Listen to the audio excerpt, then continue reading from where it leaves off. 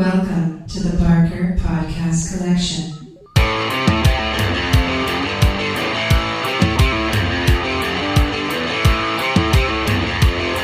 I suck, you suck, I suck at Call of Duty.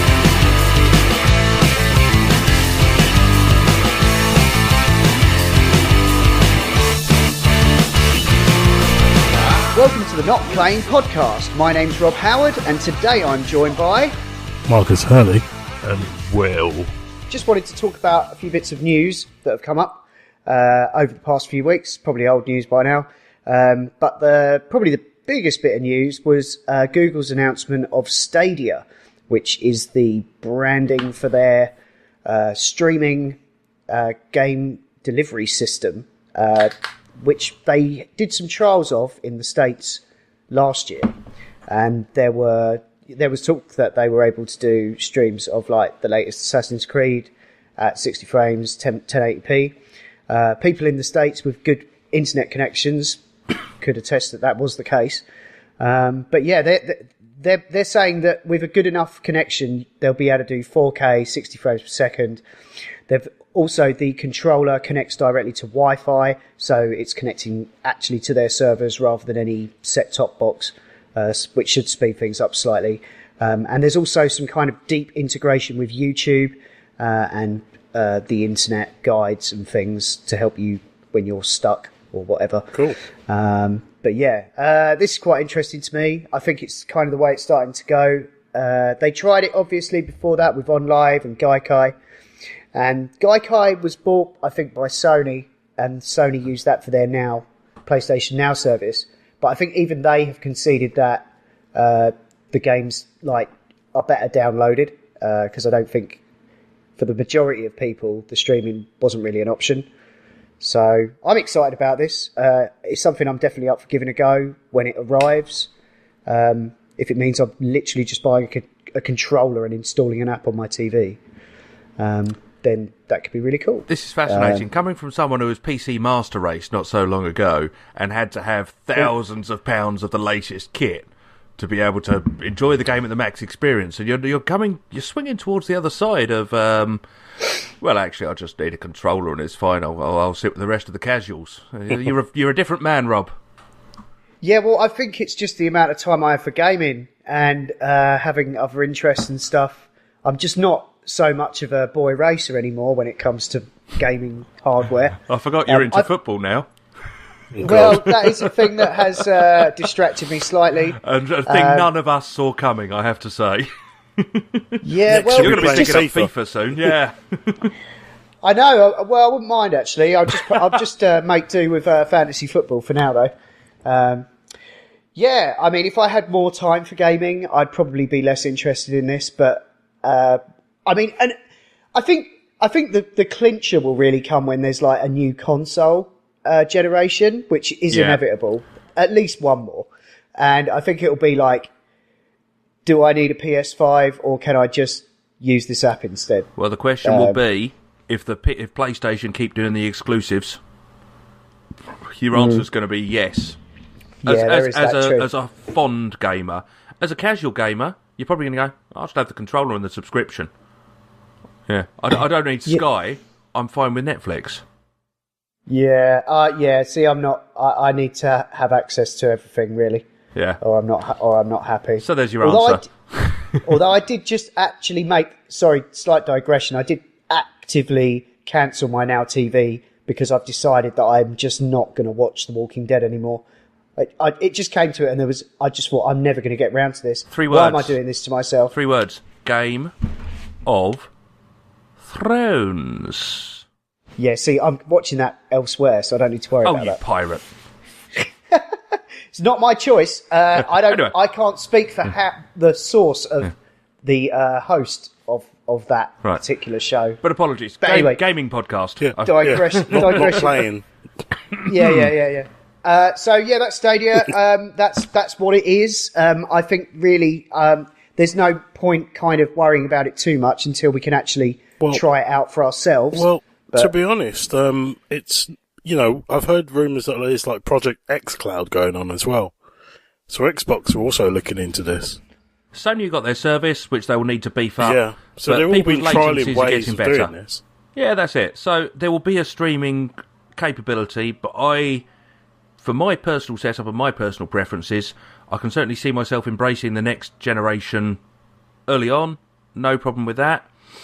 A few years after that, we'll see where the tech stands. But frankly, with my setup at home, the general, leech on internet use as my children get older as well, I'm not going to be able to rely on being able to play my games if they're both watching things on Netflix or what have you. So I shall have a specially powerful box dedicated to gaming. That's true. Yeah, I mean, it's you're at the mercy of the internet infrastructure. I've got like a 60-something meg line here, and it's only me. Obviously, there's the contention ratio of people living around here, but yeah, I've been watching 4K, The Tick, and getting 4K 1080p TV quality, like no problem. So I think I will be in a good place to try this out. That's it. Yeah, why not? Cool. All right. So moving on, I guess. The only other bit of big news I think there is that Borderlands 3. Yes. Oh yeah. You took the words right out of my mouth. Oh, was that not what you were going to say, Rob? Yes. No. I suppose there was. I suppose there was that as well. I hadn't written it down. Oh, you're not a big fan. You're not a big fan, I know. But I've enjoyed Borderlands 1, which I never played with anyone online. Borderlands 2, I played on my own playthrough. Thought it was all right.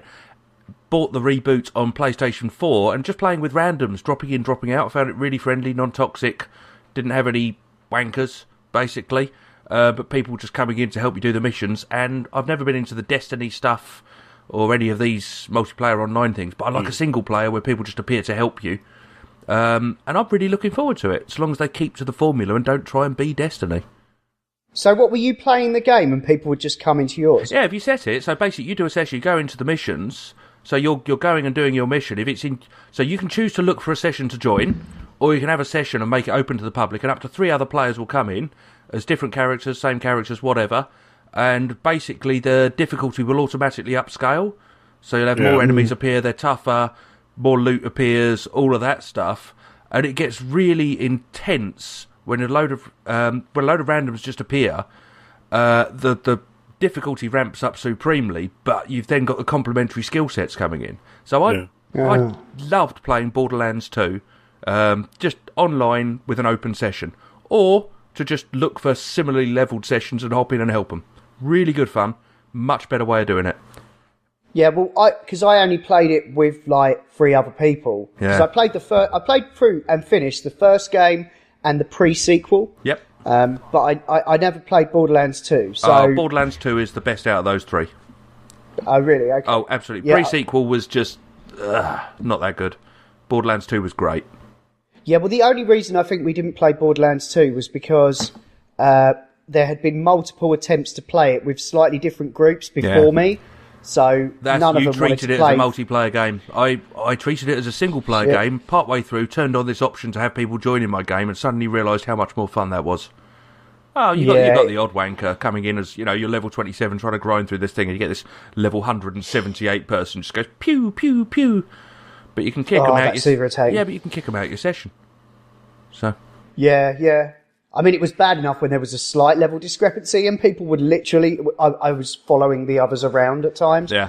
But, it's a good game. I mean, the thing about Borderlands that I've never really been able to appreciate is the humour and the writing. Yeah. I know it's really good, but when you're running around with 3 other mates on comms, you only really get a slight... Because they're all skipping through. Exactly that. So the way to approach that game is as a single-player game, and when you fancy it, now and again, let other people come and join you. Randoms are fine. You can set it to have, if your friends come online, they can come in and just join your game. Or you can set it to randoms come in. I don't have any friends that are ever gaming at the same time as me, so I let the randoms in. Had a great time, which was nice. But three, so long as it sticks to that sort of formula, will be wonderful. Yeah, I think maybe I will give Borderlands 2 a go then, in that way. I think I've got it. I'm just looking. I'll be forgiven over. I think I've got it. Have I got it? No, I don't think I have it. Well, the bundle, you can only buy it as Borderlands 2 plus the pre-sequel, but frankly, it's worth it. It'll be dirt cheap on PlayStation Store. It's, go for it. Do it. They just did a remaster of the first one, which showed up in my Steam library, so that's quite cool. Yeah, maybe I'll pick it up, because I have seen it. It's always on sale, isn't it, for about $5 now? Yeah. I mean, continuity-wise, you could probably jump straight into free. I don't think you'd miss that much, would you? No, that it'll be in a separate time. It will refer to the old ones. It's got some returning characters, but really, it's not needed at all. There's no big complex plot here. It's a loot shooter. No. It's the original loot shooter. I think they're talking in the new one, you're going to have over 1 billion potential guns in the game, just for the random stuff, including guns with legs. Right? I mean, I enjoyed the guns in the last one, where basically, when you emptied the clip, you didn't reload, you threw the gun at your enemies, which exploded like a grenade, and another one appeared in your hands. That weird was stuff cool. like that. And they've got all sorts of stuff coming in. Like I say, the guns with legs, I just want to know how that works. All they've mentioned, Elon Musk apparently has designed a gun that goes in Borderlands 3. And I have no idea what that's going to be like, but I think this is going to be pure balls out fun, and it's going to be great. Maybe it's a flamethrower or something. It could well be. In fact, that's the sort of thing that could well be introduced, because there's 3 types of gun. Or 4. You got your rocket launchers, your rifles, but there's not a flamethrower. They're going to have to bring in some new weapon classes. So yeah, let's see it. Or a Tesla. Fuck, it's going to be a Tesla. Yeah. You're It's aware going to of be the a whole Tesla Elon... car that launches cars. Ooh. You are aware of the whole Elon Musk flamethrower thing, aren't you? That's why I mentioned it. I have some sort of recollection, but I remember there's a link, but I can't recall. Yeah, he basically sold 20,000 flamethrowers or something. Okay. You could just buy one off him. They were proper flamethrowers. That'll do. But anyway, Fun. that's Elon Musk. That's what he does. Anyway, I don't think you were planning to mention Borderlands, so Rob, what were you thinking? I was going to mention Vampire the Masquerade Bloodlines 2, which I remember there was word a year or 2 ago that the name had been re-trademarked, so everyone was like, oh, they're going to make a sequel. And I mean, the first game came out about 15 years ago. I think it was literally the same month that Half-Life 2 came out. I've never played it. I've heard so much about it. In hindsight, I regret not playing it, but I'm not going to go back. It's too old. Yeah, it does look a bit ropey by today's standards, and there are quite a lot of bugs. And to be honest, the last third of the game is a bit of a shit show. But at the start, it's like a Deus Ex style first person RPG with all kinds of different role playing options. If you're familiar at all with the Vampire the Masquerade role playing setting, there are like various classes of vampire. And one of the great things about the implementation of it in the original Bloodlines was that you could play a Malkavian who are basically mad. So all of the dialogue options were appropriately insane, and you could kind of end up going down some really odd paths if you played that way. I personally didn't, but I played as I can't remember what class I chose, but they're all very different. Favour different abilities. The thing I loved about it, and the thing I love about a lot of my favourite RPGs, is all the dialogue options and the character interaction and all that. Yeah, the ability to genuinely decide what you say, how you do, to play the role.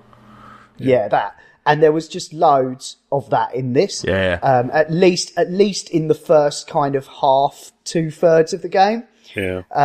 I think basically they ran out of money. And so the final bit I remember quite vividly was just, because I played the whole part, because you could play in third person as well, which was quite useful if you had any melee combat skills, because you could kind of properly position yourself. But it wasn't that sophisticated. You had a couple of like abilities you could use to like boost your strength or maybe like do a bit of crowd control, but you were basically like running around with a fucking hammer, smacking things up. And that's kind of what the game kind of devolved into towards the end, at least when I played it, which was on release. But 15 years ago, they weren't going to patch the fucker. No, exactly. I think when they released games as they expected them to just stay. Yeah, that's it. I think the community kind of helped out and tried to finish the game. But I think I watched an interview, No Clip. I don't know if you're familiar, the YouTube guys. They make these amazing in-depth documentaries. They did one about Half-Life. They did another one about Bethesda. Really good. I'll send you a link later. Did they do one about Mass Effect as well? I won't watch them. I'm not sure. They might, maybe. They're Mass quite Effect, cool. Dead Space, I think, or something like that. I don't know. Maybe. Sure. But they did like a 10-minute long thing about Bloodlines and basically just give you a bit of behind the scenes sort of info on how it came about. And essentially, I think the company Paradox, I think, trademarked it. But then one of the guys who was on the original dev team at Troika actually pitched them how they would do the sequel, and they have let them do it. Okay, so what do we know about the sequel? Well, it's coming out Q1 2020 on PC, Xbox One, and PS4. It's going to be set in Seattle. I'm not sure what engine it's using. The trailer they've put out is a pre-rendered one, but it should give you an idea of the tone. Oh, so hang on. So we're talking basically it will be out by this time next year, though? Yeah, essentially. At the moment. The trailer reminded me a little bit of the one they did for what was going to be, help me out here, Prey. When they gave that sort of like vertical slice idea of like what the game would be, end up being nothing like that at all. I think that game essentially got cancelled. But it's going to be set in Seattle. I think the development team are there, so it should be fairly authentic. But yeah, it should. If it's anything like the first game, it should be. I imagine what we're going to get is something like maybe a little smaller in scope but denser, like that what would they be did nice. with Deus Ex. You know, like that kind of approach. I would hope. Nice. But yeah, one to look out for, isn't it? Yeah, I still think. I mean, I wouldn't be surprised if this gets delayed. To be honest, there's not a lot of info on the website at all. But if you want to know more, I would just Google World of Darkness, and that will give you an idea on the whole setup of the Masquerade. It's brilliant. I mean, loads of shows and books have referenced it or been inspired by it. True Blood, all this, the whole kind of vampiric society and all the politics and the end of days coming and the good side and the bad side. It's not good or bad. It's more like law and chaos, you know. Yes. There's no black and white there. No, there's basically like part of them like to live in the shadows and orchestrate things from afar, and then there's others that are like just anarchists that just want to fuck people up. Basically, they're the two extremes. But yeah, it's really cool. So yeah, I'm cautiously optimistic. It sounds like they don't have a huge amount of people working on this. So we'll have to reserve judgment, but... Well, to be fair, Lorien didn't have an awful lot of people working on Divinity, and look at that game. You know, it doesn't take a small team, it takes a good team, and I do love a good RPG, so I'll definitely be keeping an eye on that. Yeah, no, cool. That sounds good. All right then, speaking of what we like playing then, let's talk about some of the stuff we've been playing. As promised in, one of the episodes we recorded all at the same time. I don't know if the audience noticed a dip in, if not quality, although quality, a dip in our ability to keep up with current affairs when we record a load of episodes at the same time and put them out over the course of fuck knows how long. But one of the things I did say was two of the games I was looking forward to this year were the post-apocalyptica. Not all the post-apocalypse games are out yet. There's plenty more to come this year. But I need more! Oh, well, that's it. I think I've reached my tolerance. So, I have played Far Cry New Dawn and Metro Exodus so far this year. Far Cry New Dawn, I was a huge fan of Far Cry 5. It's just fun. Mindless fun. And Far Cry New Dawn, although is billed as having a post-apocalyptic setting, nah, not really. It's just a Far Cry game. They really don't dwell on the accident or the incident or anything like that. There's no real things apart from a lot of abandoned buildings. You just go in as a Far Cry character and shoot people in the face or in the back, or use bows and arrows, or set your animal mates on them, or throw bait into the middle of a compound and stealth around. It's just more Far Cry. If you liked Far Cry 5, go for it. More of the same. If you didn't play Far Cry 5 because it looked a bit too big, go for New Dawn, because it's smaller, it's compact. It was about 30 hours for a good playthrough. Probably less, actually, because I generally do a lot of exploring. Plot's kind of fun. Not exactly a story of the year. The weapons, the shooting always feels good. The stealth always feels good. The companions are good. There's a nice little mission thing where you end up being flown on this French guy's helicopter to go out to places outside of the map, like a battleship or an abandoned fairground. And you're given missions that are kind of like have randomly generated aspects. So you'll just have to go in, find this beacon, go in stealthy and come out guns blazing kind of approach. They're a lot of fun. They're a new thing to the Far Cry series. That's about the only new thing to the Far Cry series. But it's Far Cry, it's fun, it's mental. Loved it. So I finished that, and then I moved on to my next post-apocalyptic game of the year, which was Metro Exodus. Yeah. Now, that, I believe, is an exceptionally good game. But my only trouble... So, plot-wise, great. Some of the writing, lovely. I love the idea. So you start off in Moscow, and it's all still tits up, just like the previous Metro games, but you finally discover, and you get this old train that you and your comrades take, and you're building up your party, you're building up your team, you're working with people, and the train shunts through different bits of Russia to get to the end point. But it's so fucking grim that I just needed something a bit fluffy. I ended up buying Spider-Man just to play something a bit cheerful, because, as I've mentioned before, one of my key requirements in a game these days is fun. And although Metro is probably a lot of fun to a lot of people, it just depressed me. So I didn't finish it. It's sitting there probably about halfway through, and I don't even know if I'll go back to it. I've got so many other things I need to do. I loved it. I'd recommend it. Anyone who likes a good shooter, anyone who likes scaring themselves. One of my biggest problems was going in these really dark places, only having a flashlight or some IR goggles, and running out of bullets, and needing to go through and kill all these things that jump up behind you. A lot of people love that shit. Just not me. So... Yeah, it does look more grueling. It looks stunning, though, the visuals. It's brilliant. It's a great game. It's just not my game. Yeah, that's fair enough. It's the only game that's come out this year that I'm pining to play, really. So, yeah, I may well have to have that off you if you're not going to play it. Yeah, do it. Do it. Cool. No, cool. No, that sounds good. So you've kind of covered the two big shooters to come out this year so far. And as mentioned, I've been playing Spider-Man, but I think we've probably spoken enough about it. Yeah, I'm playing the final DLC, but I've got nothing more to add really. It just escalates. If you I will say, like, if you still want to play more after the main campaign, the difficulty does ramp up quite a bit, because they're really trying to mine as much as they can out of all the gadgets and the combos and the things you can do. So I played some more Assassin's Creed DLC. It was alright. Oh, yeah. It was alright. I think I'm reaching saturation point. Fair enough. Yeah. I've been playing a couple of things very briefly, just on mobile. Just wanted to quickly touch base with.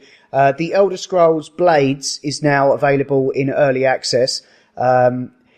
Unfortunately, I kind of rushed through and played and just skipped through a bunch of things. You're kind of stuck with that unless you make a new Bethesda.net account. Okay, so just bear in mind. So what did you rush through? What have you done wrong here, Rob?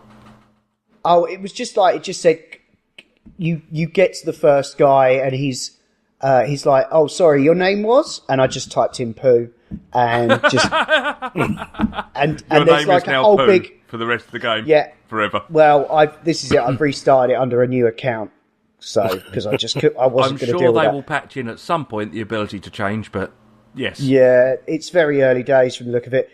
So yeah, and Well, I it's think early access, right? Exactly, but there's like a whole character creation bit as well. The same, slightly stripped down from the usual Bethesda. Does it start with a jailbreak? No. Oh, I thought they were all meant to start with a jailbreak. No. You just start off kind of like in the woods, and you come across a couple of dudes. The combat's a bit disappointing, really. I was expecting something more along the lines of Infinity Blade, where you'd actually do one-to-one swipes. But with this, you just kind of hold down until your thumb gets a little yellow glow around it, and then you just let go, and it just does an animation of an attack. To be fair, Rob, slightly disappointing combat is a hallmark of the Elder Scrolls series. That's very true.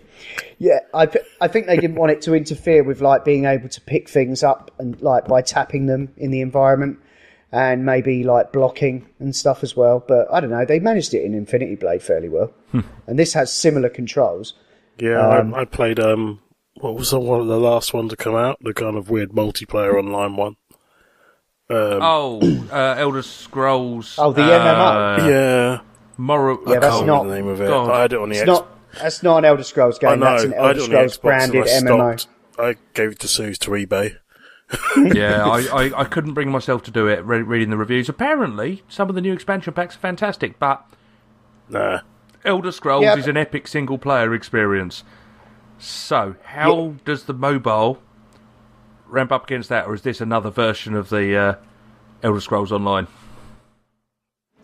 It's more Elder Scrolls than I remember Elder Scrolls Online being.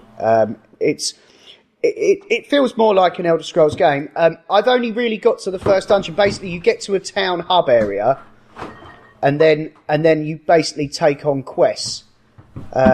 So I think it's got a fairly modular nature. I think they designed it around like quick bursts, like a commute-sized Mobile gamer dungeon. level of attention. Yeah, I think it's got loot boxes in and things like that that you can use to... I think it takes like a certain amount of time to unlock chests, but you can speed that up by whacking money in there. But I don't think that's something I'll bother with if I carry on with it at all. So a question that's really important to me, I asked you the other day and you weren't certain of the answer. Do you have to be online the whole times with this game? Yeah, annoyingly, yeah. Fuck it. I tried to play it in the toilet and I couldn't. And that's like a major sort of selling point for mobile games for me. Well, certainly for me, I take the tube through London for my commute. Yeah. If I want to do gaming on my tablet, love to do so, but if I need to be online, I cannot. Yeah, that's kind of a flaw.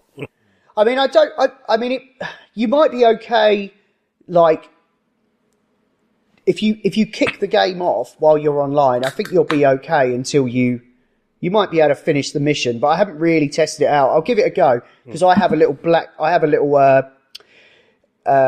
there's a tunnel round Finchley Way that I go through on the overground, and that normally fucks my Hearthstone matches up.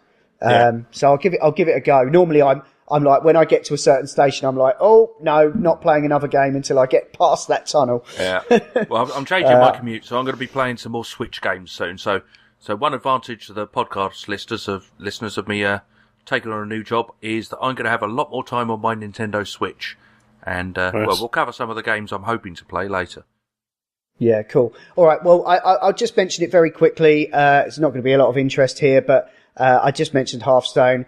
They've just started the Year of the Dragon, which they do every year. And basically what that means is they retire a year's worth of cards, many of which have been in circulation for ages and ages. And all of a sudden it's like, shit. So they've just introduced a whole new load of cards and at the same time ditched a load. So this happens once a year. And it totally fucks all your decks up and you're right down to square one once again. So you're going to need to go out and buy a load of loot boxes. No, I refuse to do that. So luckily I go on this Metabomb website and they had a list of very cheap decks that I could kind of make a start with. And basically as the meta kind of shakes out over the next month or so, it'll become clear like what classes are winning, what decks are winning. And so that's when I can actually start spending on buying some really good cards. I've got some good ones now, but that are still in use. But it remains to be seen whether they remain useful in the current state of play. So, as ever, the game continues to be interesting to me because I've invested enough time in it. Thank you for qualifying that statement. Yeah, I'm not going to suggest that anyone, I'm not going to recommend it to anyone because unless you have a horrendous commute where you can waste the time to do, but with to an get into internet it, connection. Yes, with an internet connection to actually get involved and get good, then yeah, it's not really worth it. But it's keeping several million people around the world happy, so I'm one of them. Marvellous. Yeah, why not? Cool. So, Marcus, have you been playing anything? To be honest, nothing major. Unfortunately, I couldn't get my hands on either one of two of the games. Three of the games I wanted to really play. Been playing Super Mario Party. That's a recent household edition. Wonderful in fact, experience. very recent. It's amazing. Cool.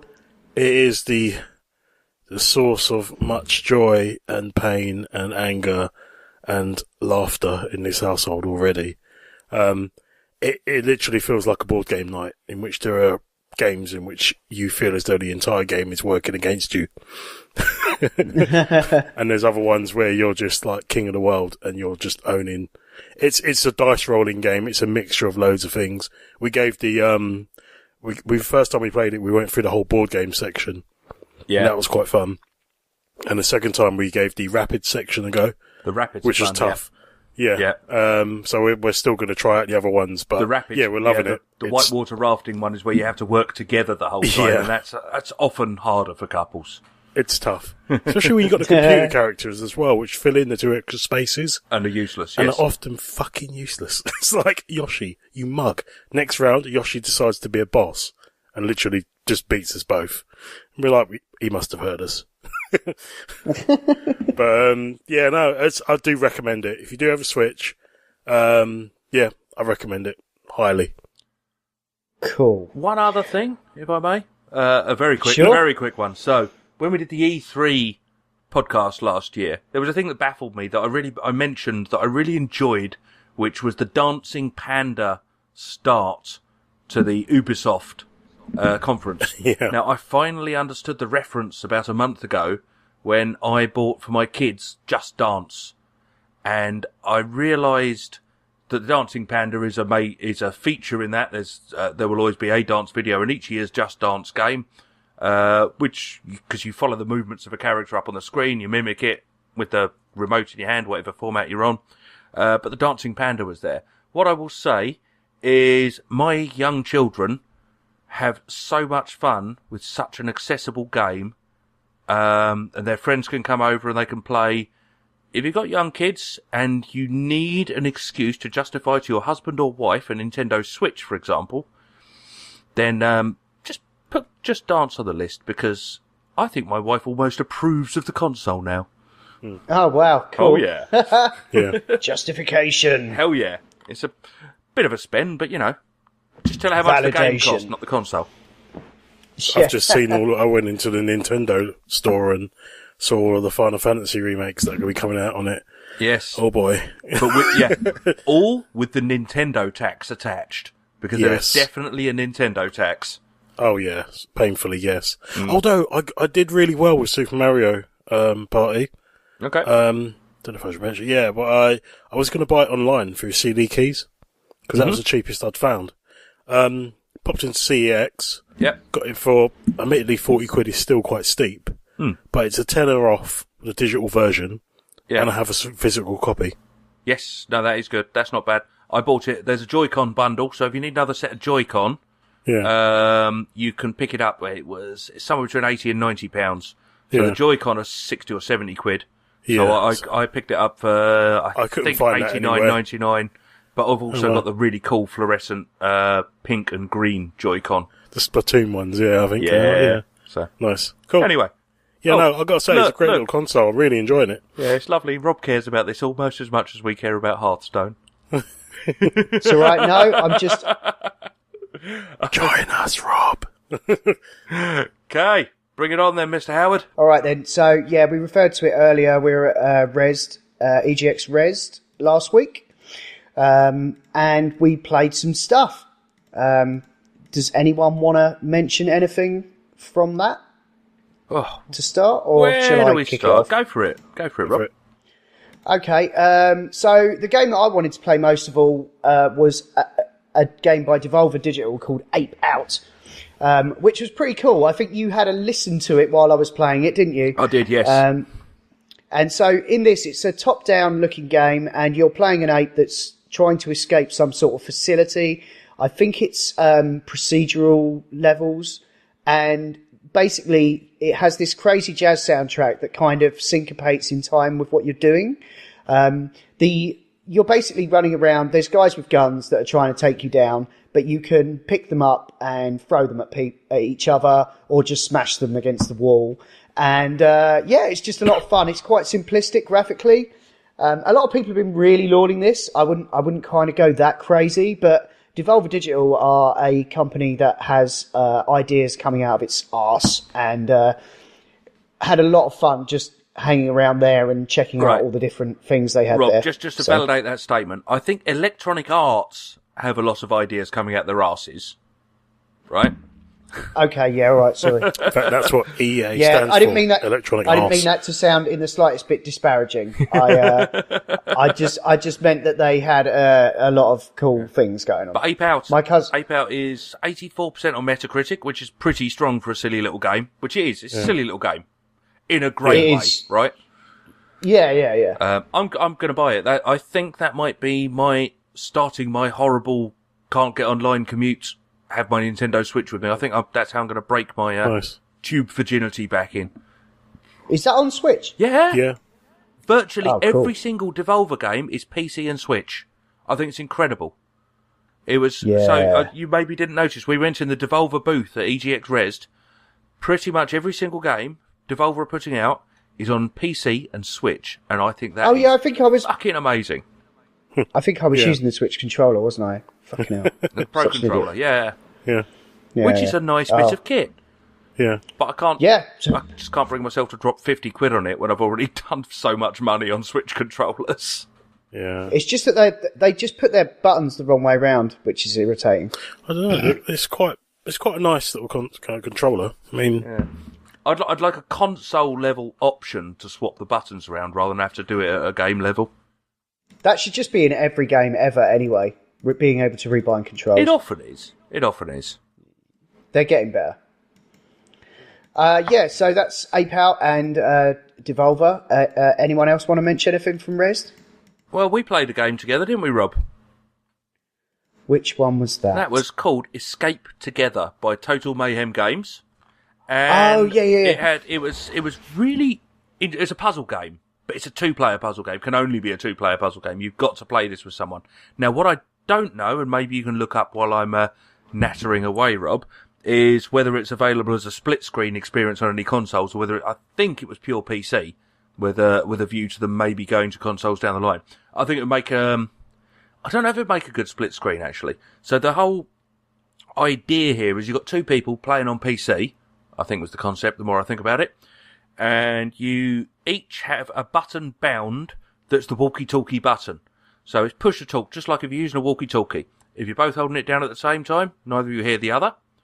But you take turns, you press down the button to talk, push to talk, and you are communicating and saying, I've found this bit to the puzzle over here, or I found something interesting. I've got a red lever. Oh, I saw a red lock a little while ago. You're comparing notes and working together just to basically try and escape from this place. Now, we only played it for a short time, and we were rubbish.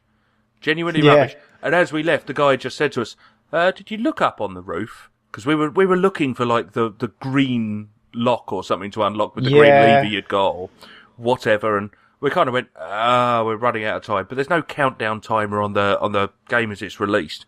But I just thought it looked really cool. It was really different.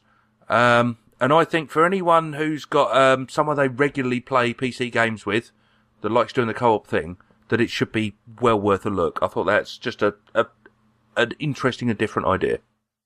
Yeah, I'm having a look at the moment, but there's already a game called Escape Together that was a top-down thing that was released a while back. Oh. So They need to sort their web presence out. No. Sorry, it's called We Were Here. Right, sorry. Yeah, my apologies. Okay. We were here. We were here together, probably. That's it. We were here. I picked up a little postcard from the little show bit they had, but on the postcard it says "We were here together, escaped together" in bolder text. So, yeah, no worries. We were here. It's on Steam now. It's free to play. Really? Yeah. Get it. Yeah, basically, if you've got someone to play with, get it. I don't, because frankly, I have friends. It sounds terrible when I say this, but I don't really have many gaming friends. I have you guys, but we're never available at the same time. And also, I don't really like you that much. I think the idea is that this is going to be a series, so they're putting the first one out for free. Oh, episodic kind of release, and that's a cool way to do it. They didn't mention it, but I like that. Yeah, and it's in. Did we play that in VR? No, because we didn't see any VR there at all. No VR whatsoever. It's totally compatible with Vive though, if you have one of those. Okay. Yeah, which I think it's cool. Yeah, because it was designed very much as though you're isolated and you're using the in-game comms that are like push to talk. So yeah, it had like a bit of a I found something over that kind of vibe. So, Marcus, was there anything there that you particularly liked? Well, I think the first thing I really got to sit down with was, turns out quite an old game. Everspace came out in 2017 originally, but a little bit of research into it. It turns out this is actually the Stellar edition. So it's basically had a bit of an overhaul. It's in the Unreal 4 engine, which is why it looks so damn good. Yeah. So it's basically almost like a re-release of an old game, with just sort of like minimal. It's not as big as probably the original game was. I'd say the closest thing to it would be like, Elite Dangerous, where it's more like the dogfighting sort of side of it, by the looks of it. Yeah, I think it's a lot more arcadey than that. Yeah. Personally, I found it quite difficult to control with the controllers. That's exactly what I was about to say next. I had trouble controlling the ship, which made me kind of second guess after a little while. And I even tried fiddling around with the buttons, the yaw, the pitch controls and stuff to make them more comfortable. And it kind of felt like something was always off. You had to push the stick in to roll. Yeah, it was a bit. I found a bit. It was weird. a bit mad. I would assume roll controls would be on the shoulder buttons. Left and right, yaw would be on the left stick. Top down pitch and stuff, elevation would be on the right. You would expect those sort of things. Standard flight sort of controls for most things. But they seem to pick this weird hodgepodge of controls which you could never quite customize unless you probably had the option to go in and change each button, which I never found. Yeah. But they look pretty. I don't know. I mean, initially I was quite blown away because it looked so amazing. Everything looked so shiny. But that might have been just a testament to the Unreal 4 engine, and who knows how it runs when it actually gets released, because I think that's still to come out. I'm not sure. But yeah, no, that was okay. The one that really got me though was Katana Zero. Which is a kind of like that was cool. Yeah, it reminded me a bit like Dead Cells, as in it's a side-on 2D pixel hack and slash. Would that be doing it injustice? You're literally running along and slashing people. It's almost like Strider-esque. It's a think and slash. It's a hack and slash puzzle. Yeah, puzzler is how I would put it. Yeah. That was really interesting because you had like a couple of game mechanics which made it. You could slow down time. And you could you've got a dash, you could slow down time, and you've also got what was the other one? You've also got like your standard slashes and stuff like that. There was this kind of duck and roll thing to get you through the laser type arrangements, I noticed. Yeah, but it was just how you used the combination of it to solve the puzzle of the game, of that level. And if you got it wrong, it rewound back to the start of that level, and you kind of went, okay, I'll try it again. But it was something like you go up to like a spinning blade fan, and you slow down time, and then you dash through it, so the propeller blades have slowed and stuff like that. Standard puzzle kind of things, but I quite liked it. And that was out on, I think, most formats. It was on the Switch as well. The bit So I I think noticed, it might have to be a Switch game. Yeah. It's coming on Steam on the 18th of this month. Yeah. Through Devolver Digital. Nice. again. So that'll be, Steam and Switch then. The bit I noticed particularly when you were playing that, Marcus, so you've got a single screen, which is a single room. Yeah. You see what I mean? And you went in and you had to kill some people and dodge through this thing. You worked your way through a little maze bit to the top of the screen, going through lasers, and they had switches to turn things on and off.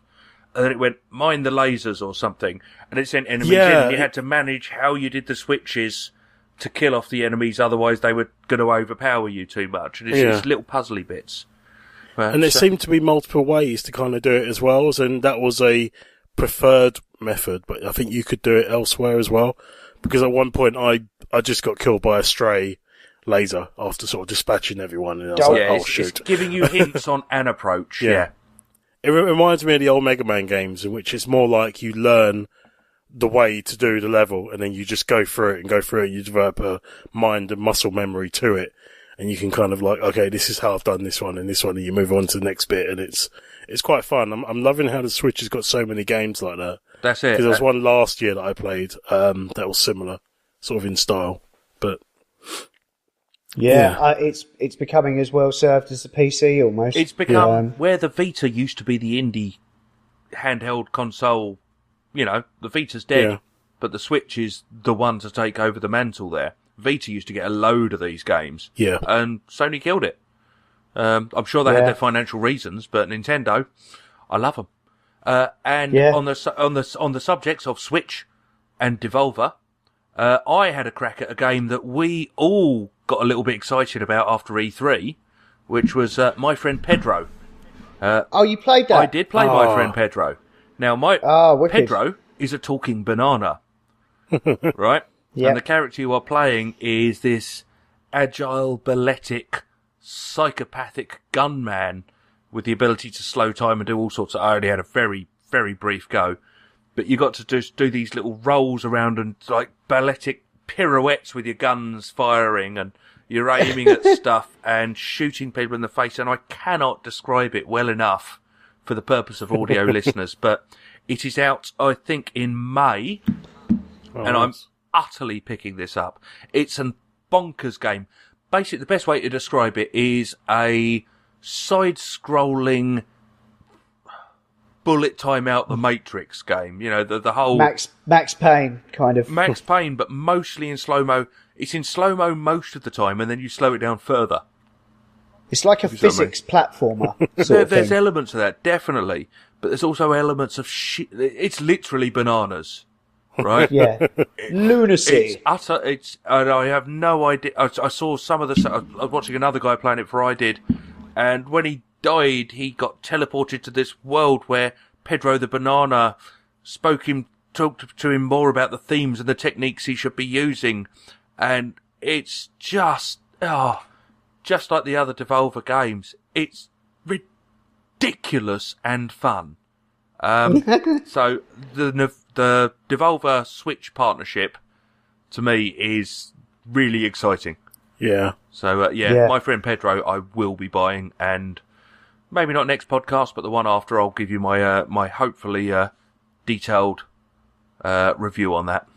I do love how all these kind of games, which are, let's be honest, a lot more adult and a lot more violent that you would think would be on a typical Nintendo of now platform. Anything the from Switch Devolver is kind violent, yes. It's just doing its own thing. It has no rules. It has no, it's not saying I'm going to be this or that. It's literally just I'm going to do what the hell I want. And the other two can fight out for market shares of consoles with AAA exclusives, and we'll get the odd port of one or two of those, but we'll just do our own thing. Nintendo are very much a family-oriented company, and the games they put out and publish are totally family-oriented. Yes. But they're not getting prissy about making the console purely family-friendly. Which is where I think they went wrong in the past. Yeah. A video cassette recorder back in the 1980s. It was a video cassette recorder. It was there for your family, right? It depended what tape you put in it about whether it was appropriate. I know Yeah, Xbox true. are all about the online shooters and all of this and that, and Sony are very much about the grown-up experiences, but Nintendo are just saying, look, it's a family bit of kit. Sometimes, some of your family fuck off and you can play these games. Yeah. Yeah, exactly. I think they're just accommodating for certain members of the family that may have psychopathic tendencies. But Nintendo Oh, yes. market to the family. Nintendo are marketing as a family console. The trouble is, Xbox and PlayStation are both marketing as, this is the big boys one. Yeah. But that's going to wear thin soon, isn't it? How many times are you going to keep buying the big boys one? That's it. But the original PlayStation, the original marketing for the PlayStation, when you had the Mega Drive and the Super Nintendo Entertainment System, and they were all, they were kids' toys. PlayStation is the one that went, yeah, we're cool, we're edgy, we are here for the grown-ups. And the grown-ups were clearly like 15. But, Yeah. but that was us. Yeah. Yeah, And we've grown yeah. up with that stuff. And the consoles have kind of stayed in that generation, except for Nintendo. Always Nintendo. Yeah. Looking at the family, and I love them for it. Yeah. Good stuff. One game I wanted to mention, which I think you wanted to mention almost straight away, Will, is the new Divinity game they're Oh, making. yes, that was genuinely interesting looking. Yeah, because I was talking to my friend Adam at the weekend, who is equally challenged for time. Friend of the when it comes podcast, to Adam. gaming. Absolutely, yeah, formerly of this parish. But yeah, Divinity Fallen Heroes looks like a much more digestible version of that combat system, much lauded combat system. It's brilliant. So we had a chat with some guys who were following a bit of a script, I think. But basically, it looks like this is going to be a much more mission-based game rather than a long RPG. Think XCOM. Yeah, I was getting that vibe. There's like 60 handcrafted missions, and you kind of take, I don't know, you might be able to make up your own characters. I guess there'll probably be pre-generated characters to select if you don't want to go through all that. It was a proper alpha build. Yeah. And so, yeah, the idea of this is that it's just kind of focusing on the combat, and it's just a more truncated experience for people who maybe fancy the idea of that, but just don't have the time to put into a 200-hour game. Yeah, basically. So it's not an RPG. It's a tactical combat game, but where the outputs from the combat will influence potentially the next missions, that kind of approach, which I thought is cool. They've got, okay, so the Divinity games were always said, this is a real, the combat's taken straight out of XCOM. And there's some subtle changes to the combat, because you've basically got a squad, a team. So just like in Divinity, you've got 4 characters, but you're not told it's now this character's turn. It's what do you want your squad to do? You've got, they've changed the combat up a little, but they've kept it very similar, and I think they've still got the same influences you have in the Divinity world, like all the chemical stuff. The alpha build was using characters like the Red Prince, like, the guy whose name I will never remember from Divinity 2, who was the assassin guy, the wolf. No idea. There were lots of familiar character names, and some of them were placeholders. They're going to bring in some new and old spirits, but my thing is, I trust Lorien to turn out a good game. The quality on Divinity 1 and 2 was through the roof, and if these guys know what they're doing, then it's going to be good. And they do know what they're doing. Yeah, it's also got a 2-player co-op mode, and the turns take place at the same time, simultaneous turns. So I think what you do is you basically, you'll be able to pick, like, say, 2 characters each, set up all your turns, and then go, happy with that? Press go, and that will execute. End of squad actions. Yeah, we used to do that. Me and Adam used to do that with Icewind Dale back in the day, and our friend Mike. We'd take 2 characters each, and because it was the old BioWare, it was pseudo turn-based. Yeah. So it was actually real-time combat, but it'd be up to you to pause it, and we'd just let things go, and then someone would press pause and we'd be like, okay, what's going on? What's the problem? And then we'd discuss, like, my cleric's getting murdered by these dudes. Yeah, and then we'd be like, okay, I'll send my guy over there drag some of the aggro off the healer. You send your healer back, and we'd talk about it like that. I think we must have spent, I don't know, like 8 consecutive weekends just playing that game for like 48 hours. It was just nuts. There were days when there was a time in my life where I had very little money and and that was what I used to do. Yeah, but you complain these days you don't have the time to play games. Now I'm in the opposite world. To be in that luxurious position of having the money and the time, eh? Oh, I know, yeah, man. But yeah, I spoke to Adam. I think this is definitely a game I'm going to play at some point. It feels like a good co-op game, doesn't it? It's punchy. You can't play Divinity 2 together, not unless, frankly, not on you're that married. Scale. It's or like you both like lose your job or something, and But this feels like you can get some of the experience from it, and it's going to be good. It's going to be good. It has to be. Yeah, and it's coming to multiple platforms as well, so I'd expect some Switch action, and maybe. Platforms. Definitely. And what? You were about to say multiple platforms. Oh, okay. If you insist. I don't know. It will definitely come to PS4 and maybe Xbox, I imagine. I think all the other games have come to consoles like that. It would be, I think, Divinity, too big for the Switch, realistically. But actually, this one could do it. Yeah, you'd be able to get through a combat or two each way, wouldn't you? Yeah. Yeah, cool. All right, so, the only other game I wanted to mention was Phoenix Point, which is the new game coming from the creator of XCOM.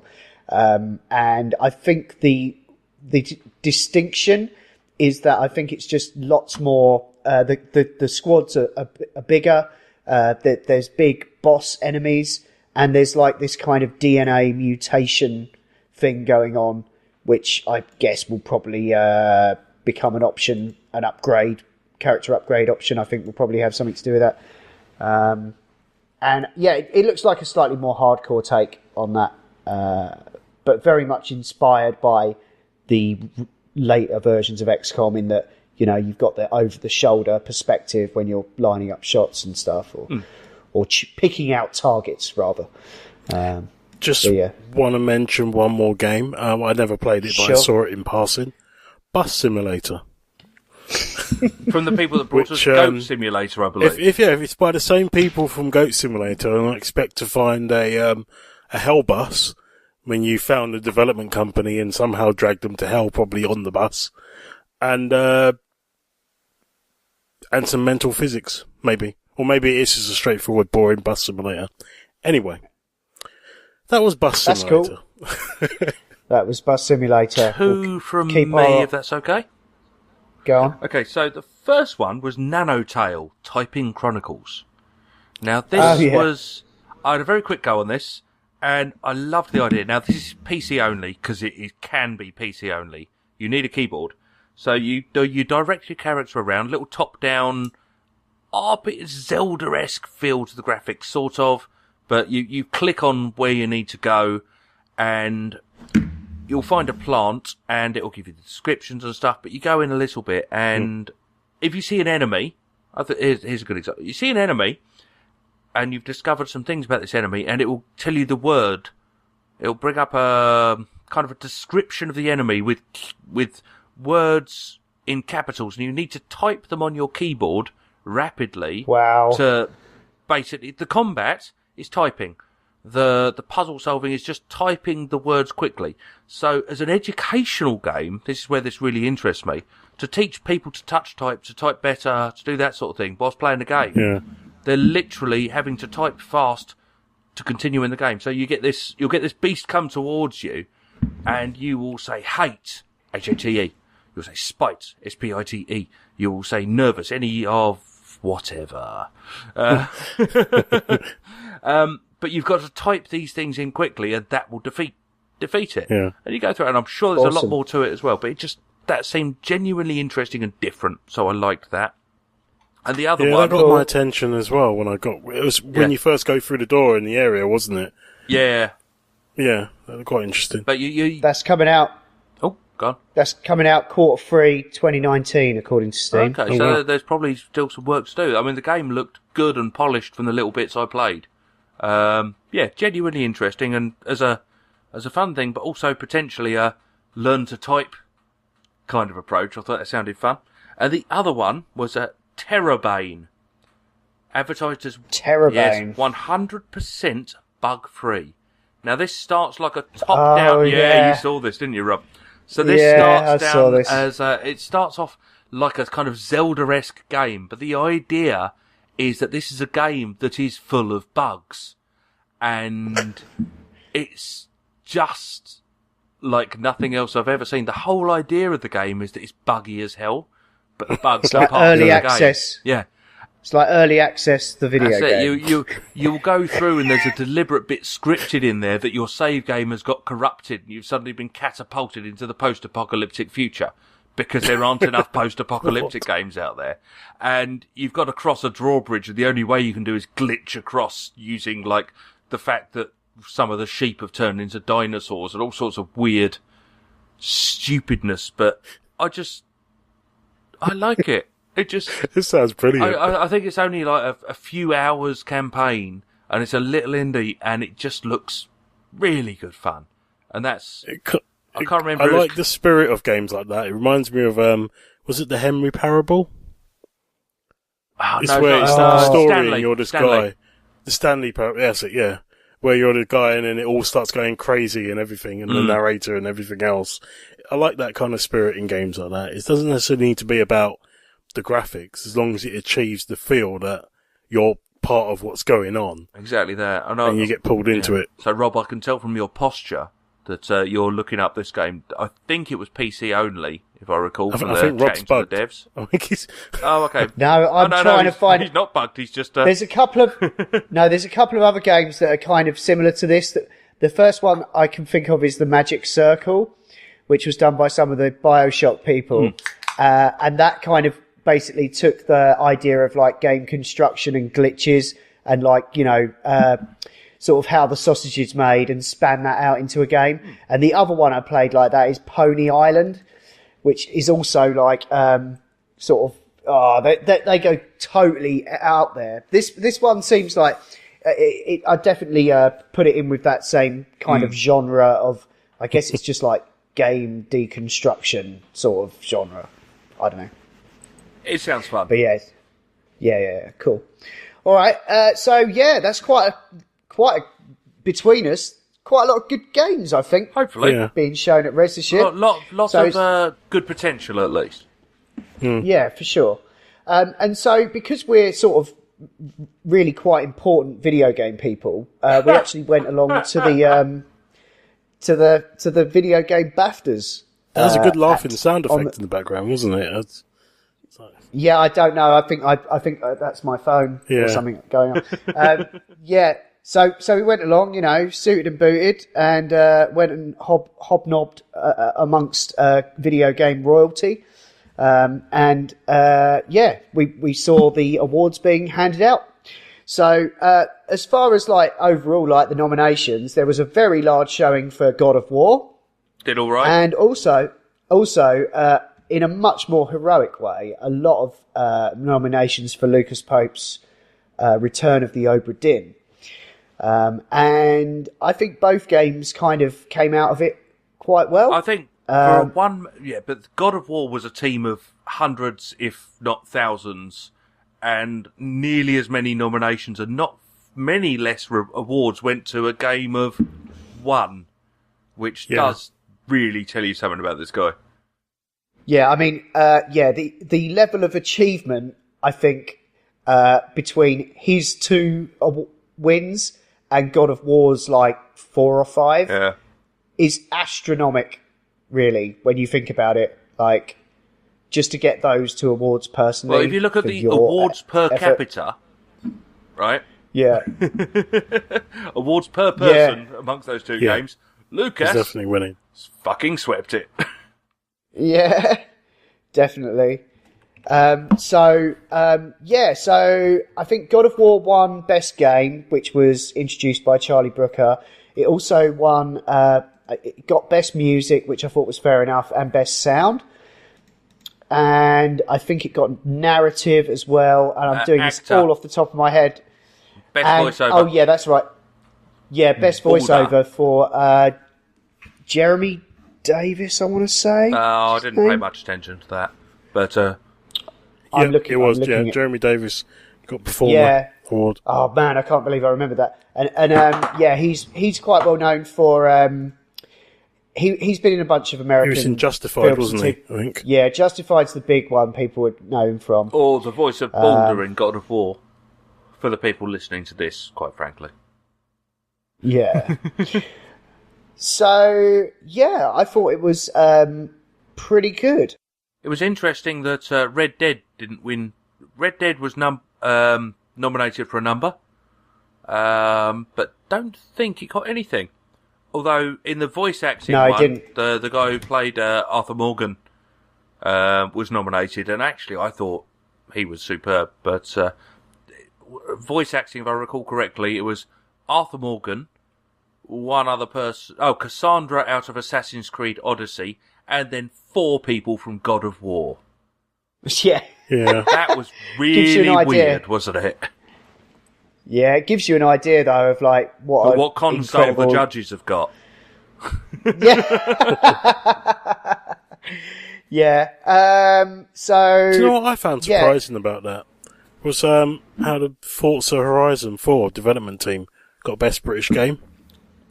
Outrageous. I mean, I can understand. I mean, just because we don't play racing games, it's a huge share of the market.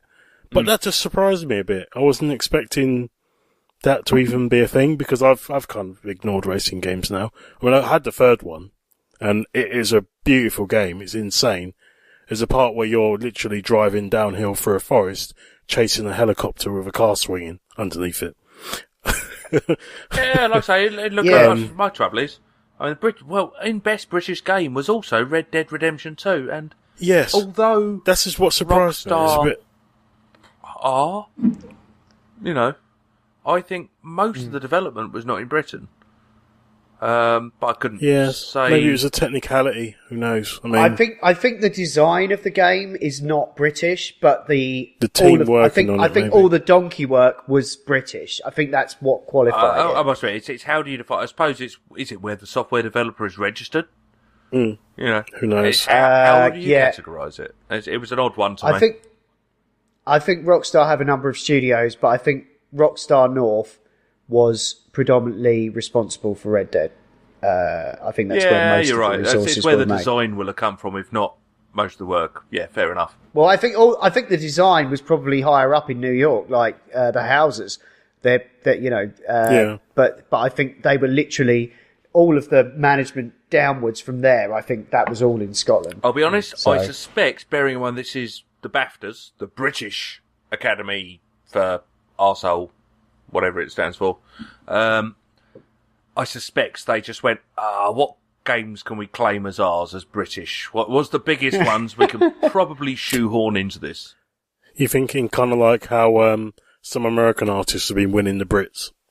Well, that's it. Well, because I'm Irish. What do you mean you're Irish? Yeah. Well, my great-granddad was. Yeah. Divergent. Are we going back through the list still, or are we kind of free-falling it? I'm pretty much to free fall however you like. Yeah, no, I was a bit miffed that Forza Horizon 4 won. I mean, it's the 4th iteration of a sub-genre of a game. Well, I mean, fine. If it's really good, then fair enough. What were the other games in the great Best British category, Rob? Well, it was 1111, Memories Retold. The kind of weird, almost like patch watercolour painting sort of World War II story. Oh, yeah. That was weird graphics. Yeah, it was very weird. It was never seen anything strange. Like that. Yeah. Reminded me of something I saw in an advert once. I can't remember what for. And you had Forza Horizon 4, Red Dead Redemption 2, The Room, Old Sins. I can't remember that. No. I can't remember whether that was the one about... No, it wasn't about the Lieberspawn, was it? No. If it's The Room, then it'll be a I think it's just the next Room game, but they've stopped they've stopped numerating them. Yeah, fair enough. Overcooked 2, which I thought would have been in him a chance, Cracking game. and 2 Point Hospital, which was Theme Hospital, basically. Sorry, I forget you had an interest. Is that in why that, you didn't were miffed, Rob? Oh. That's why we got there, Yeah. Marcus. So let's move on. Yeah. there was a couple of ones. Oh, where was it? There's one I was looking at which surprised me, and that was the multiplayer winner, which was A Way Out. I was well happy about this. I've seen that game and I forgot about it completely because I wanted to play that. That's the co-op And Prison it's- Break game, right? Yeah, it is. And it's like, I've seen bits of it being played where one person is going through something and the other person can actually see it happening to the other character as they're walking by. Or sometimes your stories diverge completely and then meet up again and the screen just splits in two, or, it was a really clever way of doing it. I really wanted to play it, but I just completely forgot about the game. It's in the sale, I believe, on PlayStation Store. Awesome. And you don't need 2 copies of No. it to It's to split play. screen, isn't it? Yeah, but you Well, do no, need you a can friend. no, you just need a friend to download it and play it with you, even online. So I can buy it, Wicked. and you can download it onto your PS4, and we can play it. Sweet. So that is a thing that we could do. But you do need PlayStation Plus membership. I've got it. to do it online, which I don't have. But, so one of us can buy the game, one of us can get PlayStation Plus or something. I don't know. But you do need to play it. But you could just play it here on split screen. Yeah. Or I could play it at yours. Oh, you can And play on just split it with screen as Suze. well. Okay. Yeah. That's No, good. it's a game I definitely want to play. I'm going to add it to my wish list, actually. Yeah, I'd be up for that. Sounds quite fun. It's just the idea of just mucking around and just playing Prison Break how we want to play it and then getting it horribly wrong and then doing it what the video game wants us to do. Which is the way all games like that should be played. It's like, I'm going to punch the guard in the face just to see what happens. Oh, that happens. I'm now in the hole. Yeah, the guy who's like the lead developer on that is like a bit of a character himself. So he had a few things to say when he came out to accept the award. So yeah, that was fun. I just wanted to mention Nintendo Labo won a couple of awards, Family Game and Game Innovation. It's the one about making up all the cardboardy things. But recently I heard they've actually made a VR. like a VR adapter for it, so that you can play. It's a little bit cack-handed the way it works because you have to hold it in place apparently. But Is it like Google? Is it Google Cardboard or something like that? They had. Yeah, something like that. But it's compatible with Mario Odyssey and Breath of the Wild. It will be when the patches are released for those games, Oh, okay. which Okay, might have thanks for happened by clarifying. the time this comes out. They're imminent. Yeah. But yeah, it's really neat. I mean, I've heard some people cynically saying that now they have a load of cardboard junk in their house with no use for it. Well, that's what fires were invented for, burning things that are made of wood I've got- and But cardboard. it's like 80 quid to buy Labo. You're not going to burn it. You're Yes. just going to look at it and go, yeah, I had some fun with that Yeah, one but time. guys, I have 2 young children. Once again, it's the classic thing. If you get them a present, they want to play with the box. Now, when the present is the box, I don't know how that's going to work out. There's a great Maybe that was- experiment. Maybe that was the light bulb moment. Who knows? Yeah. Who knows? Yeah, but does the box come in a box? And which box are they going to play with? There's only one way to find out. It's like making the cat basket out of the box, isn't it? And then wondering where the cat's going to go. Yeah. I suppose we might as well mention all of the rest of it. So Yoku's Island Express won debut game. Fortnite won evolving game, which I don't understand how, but I don't know. That's because Maybe none of us it play means evolving, as in somehow manages to keep having all of the kids playing it and Well, they keep taking all of putting the out money season out of the passes, parents' they keep accounts. changing things up. Yeah. I'm just not interested in I the like- evolving games, really, apart from Overwatch, which is obviously the best one, yeah. which hasn't really changed since it came out, just got more characters. Yeah, our MC for the evening, Dara O'Brien, had made a funny comment about evolving games as in, oh, what game that isn't finished yet, as opposed to like a proper good game. So that was I'm paraphrasing like fuck there, but I don't know. Elite Dangerous was up for that. I totally fell off that now. Now that I'm Sea of Thieves was in the evolving game, and that makes sense because as fun as that was initially, it was basically a half game. Yeah, definitely not finished. Apparently the latest updates on that are fantastic. I was reading earlier. But they should have been when it came out. Precisely. But that's what we have plenty to expect of in future if we all adopt streaming services for our gaming pleasures. Yeah, I guess. Perfect for that, isn't it? Lowers the barrier to entry even further. Another game that was up for pretty much everything was Florence, which won for mobile game. And this was done by, I think it's the same people that did Monument Valley, and Annapurna Interactive, who are a division of the film studio. So, yeah, that one. I saw it's available for Android, but I've kind of decided it's just a game that's not really for me. But, you know... Yeah, we can appreciate its merit, but it's absolutely just whether you'd play it or not. Yeah, that's it. Yeah, that's fair enough, isn't it? Best original property went to Into the Breach, which was, very well reviewed last year when it came out. I would have got to it if I'd just had time. But those guys, they did FTL and they've had another hit with this. So, yeah, can't wait to see what comes from them next. Cool. And the EE Mobile Game of the Year was Old School RuneScape, which I've not played yet, but apparently is a good RPG. Lots of people playing it. So that's cool. And I'm getting to it because I just wanted to mention at the end here was they seem to put particular attention on their category Game Beyond Entertainment. And the nominees for this were, as previously mentioned, 11 Memories Retold, Celeste, Florence, Life is Strange 2, Nintendo Labo, but the winner was My Child Lebensborn, which looked really interesting. It was all to do with like the whole Hitler plan to create these genetically perfect children that were then kind of abandoned at the end of the war. And yeah, it seems like a really interesting subject for a game, and it looked like a really interesting way that they delivered it. Yeah, it's worth pointing out that was a real thing. Yeah.